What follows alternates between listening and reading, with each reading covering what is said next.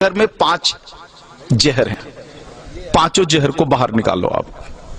केवल डायबिटीज नहीं, आपके जीवन के सारे रोग खत्म हो जाएंगे। रसोई घर को जो बिगाड़ा है इन लोगों ने, 5 जहर रसोई घर में प्रवेश करा करके बिगाड़ा है। उसमें से उजला आटा यानी गेहूं का आटा, मैदा एक जहर, उजला नमक दूसरा जहर यानी आयोडीन नमक, ये दूसरा जहर है। तो गेहूं छोड़ा तो कहां जाना है? बाजरी, जवारी, मकई, मड़ुआ के पास जाना है, जौ के पास जाना है। उजला नमक अगर छोड़ना है तो कहां जाना है? सेंधा नमक पर जाना है, काला नमक पर जाना है, आपके यहां के सांभर झील के नमक पर जाना है। यह शुद्ध नमक है। तो दूसरा जहर हुआ। तीसरा जो जहर इन्होंने डाला है चीनी। चीनी का पिंड छोड़ो, चीनी बंद कर दो। चीनी की जगह जितनी इच्छा है उतना गुड़ खाओ, भूरा खाओ, खांड खाओ। ये डायबिटीज की अच्छी दवा है।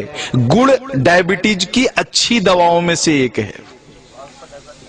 हमारे यहां जितने डायबिटीज के मरीजों की चिकित्सा होती है ना, सबको लिख के देता हूं प्रिस्क्रिप्शन पैड पर, प्रतिदिन गुड़ खाओ। हाँ, रसगुल्ला खाने का मन है जरूर खाओ, गुड़ वाला खाओ। जिलेबी खाने का मन है जरूर खाओ, गुड़ वाली जिलेबी खाओ। बालूशाही खाने का मन है, गुड़ वाली खा लो। जितना मीठा खाने का मन है खाओ, गुड़ वाली खा लो। तो तीसरा जो जहर है वो आपका चीनी है। हाँ। और जो चौथा जहर है वो है रिफाइन। हाँ, इस रिफाइन को बाहर निकालो। ये तेल नहीं है। आर्थराइटिक्स भी सबसे ज्यादा राजस्थान के लोगों को है। आर्थराइटिक्स, घुटने का दर्द, कमर का दर्द, माताओं को तो है ही, 100% राजस्थानी माताओं को है ये। कारण आपने इस शरीर को तेल और घी तो दिया नहीं, तेल के नाम पर रिफाइन दिया और घी के नाम पर बटर ऑयल दिया। कहते हो घी खाते हैं, लेकिन वास्तव में वो बटर ऑयल है, घी नहीं है। आप कहते हो तेल खाते हैं, तेल नहीं खाते, रिफाइन खाते हो आप। रिफाइन अलग है और तेल अलग है, दोनों एक नहीं हो सकता। तो इस रिफाइन को बाहर निकालो और तेल को लेकर के आ जाओ। तेल सरसों का हो सकता है, तिल का हो सकता है, आपके यहाँ अच्छा राई, सरसों, तिल, ये 3 चीजें तो मैं जानता हूं, और शायद कुछ मूंगफली का भी बढ़िया हो सकता है। ये सारी चीजें हैं। 2 विरुद्ध चीजें हैं, एक सूर्यमुखी और सोयाबीन। इनके चक्कर में मत पड़ना, ये दोनों खतरनाक हैं।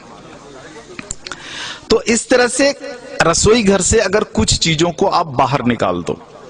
2 मॉडर्न चीजें हैं, एक प्रेशर कुकर, हाँ, जो आपके रसोई घर का प्रेत है, प्रेत को बाहर निकालो। हाँ, पकती नहीं अनाज, फटती है अनाज। दाल फटता है उसमें, पकता नहीं है। नीचे से ताप और ऊपर से प्रेशर, तुअर का दाल फट जाता है, पकता नहीं है। पकेगा तो मिट्टी की हांडी में धीरे धीरे, सने सने, धीमी आंच पर ही पकेगा। तुअर का पौधा जितने दिन तक मिट्टी में खड़ा रहता है, उसी हिसाब से समय लेगा हांडी में पकने के लिए। जल्दी कैसे पका लोगे आप? नहीं पका सकते। वो मिट्टी में 10 महीने तक खड़ा रहा है तो 10 मिनट तो लेगा ना चूल्हे पर पकने में। आप फटाफट 2 मिनट में पका लोगे, पकता नहीं, फट जाता है। अनाज को, फटा हुआ अनाज खाओगे तो गड़बड़ तो होगी ही, पका हुआ अनाज खाओ। प्रेशर कुकर में कोई भी अनाज नहीं पकता, केवल फटता है। तो इस प्रेत को बाहर निकाल दो। और दूसरा प्रेत तो कम है, जो है फ्रिज। हाँ, इसको बाहर निकाल दो। शरीर को अग्नि चाहिए। फ्रिज की सारी वस्तुएं शरीर के अग्नि को खराब कर देने वाली है। शरीर में अग्नि नहीं होगा तो पचेगा ही नहीं, और पचेगा नहीं तो सड़ेगा, और सड़ेगा तो वायु निकलेगा, और वायु निकलेगा तो पता है वायु क्या क्या करता है? पूरे शरीर में उपद्रव करता है। पैरालिसिस इसी में से आया हुआ है, हार्ट अटैक इसी में से आया हुआ है, ब्रेन हैमरेज इसी में से आया हुआ है। तो ये 2 प्रेत को निकाल दो, और इन वस्तुओं को अगर आप निकाल दो रसोई घर से बाहर, तो बचा हुआ 25% डायबिटीज वहीं खत्म हो जाता है।